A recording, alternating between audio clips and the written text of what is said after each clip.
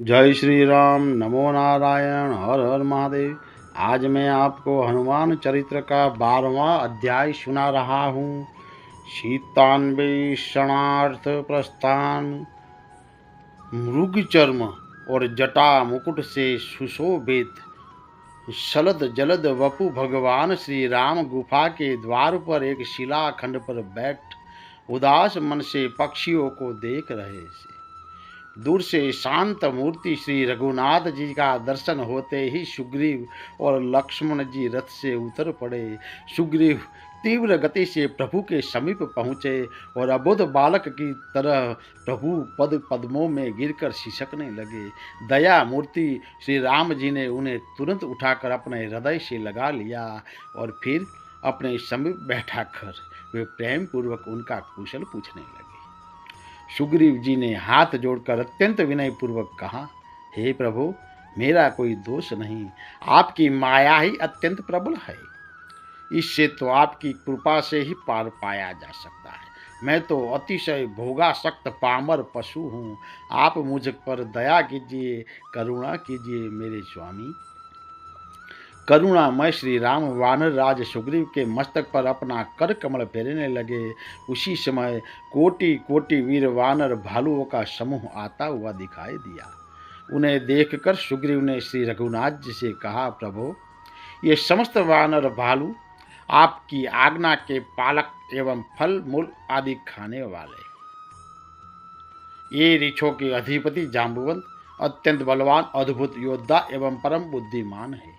ये 1 करोड़ भालुओं के युद्धपति और मेरे मंत्रियों में अग्रगण्य है। इनके अतिरिक्त नल, नील, गवय, गवाक्ष, गंधमादन, शरभ, मैन, गज, पनस, बलिमुख, दधिमुख, सुषेण, तार तथा हनुमान जी के पिता श्री महाबली और परम धीर केसरी जी ये मेरे प्रधान युद्धपति हैं। इसके अधीन पर्वत तुल्य विशाल काय कोटि कोटि वानर वीर है। ये सब के सब युद्ध भूमि में आपके लिए सौर्ष प्राण दे देंगे। आप इन्हें इच्छा अनुसार आज्ञा प्रदान कीजिए। सर्वशक्ति संपन्न श्री रघुनाथ जी ने सुग्रीव से कहा, हे सुग्रीव, तुम मेरा कार्य जानते ही हो। यदि उचित समझो तो इन्हें यथाशीघ्र जानकी को खोजने के लिए नियुक्त कर दो। सुग्रीव ने समस्त युद्धपतियों को सावधानी पूर्वक सर्वत्र सीता जी का पता लगाने के लिए आज्ञा देते हुए कहा, विचिवन्तु प्रयत्नेन भवन्तो जानकी शुभाम मासा दर्व निर्वन्तन्वन्ध मच्छसनपुरसरा सीतामा दृष्ट्वा यदि वो मासा दुर्ध्वदिनं भयत् तदा प्राणान्तिकदण्डमत प्राश्य सर्वानरा। मेरी आज्ञा से तुम सब लोग बड़े प्रयत्न से जानकी जी की खोज करो और 1 मास के भीतर ही लौट आओ।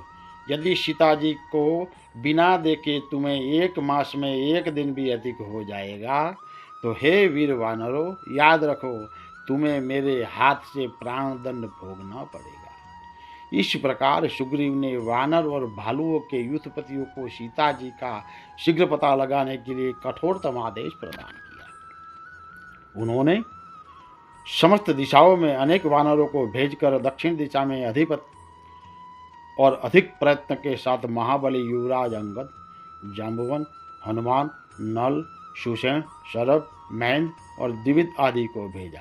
उस समय उन्होंने वीरवर हनुमान जी की प्रशंसा करते हुए उनसे कहा, हे कपिश्रेष्ठ, पृथ्वी, अंतरिक्ष, आकाश, देवलोक तथा जल में भी तुम्हारी गति का अवरोध में कभी कमी नहीं देखता। असुर, गंधर्व, नाग, मनुष्य, देवता, समुद्र तथा पर्वतों सहित संपूर्ण लोकों का तुम्हें ज्ञान है।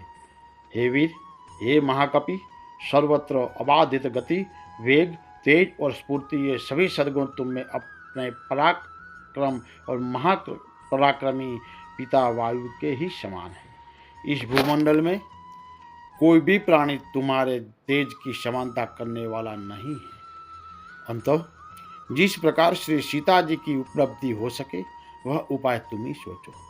हनुमान जी ने, तुम नीति शास्त्र के पंडित हो। एकमात्र तुम्हें में बल, बुद्धि, पराक्रम, देश काल का अनुसरण तथा नीति पूर्वक बर्ताव एक साथ देखे जाते हैं। इस प्रकार श्री पवन कुमार का गुणगान करते हुए समस्त वानर वीरों को श्री सीता स्मरणार्थ आदेश देकर श्री सुग्रीव श्री रघुनाथ जी के समीप बैठ गए। वीर वानर और भालू कमल नयन श्री राम के चरणों में प्रणाम करके जाने लगे।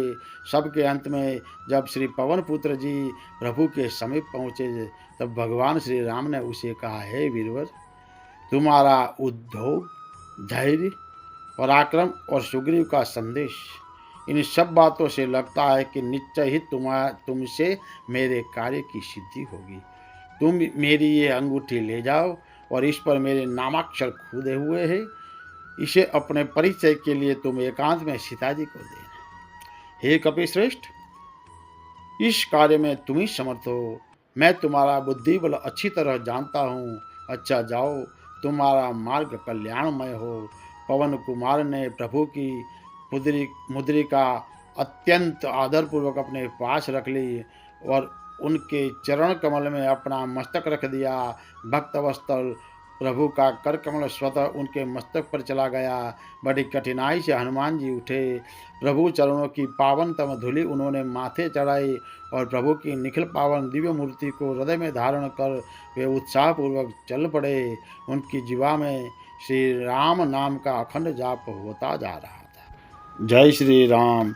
नमो नारायण। हर हर महादेव।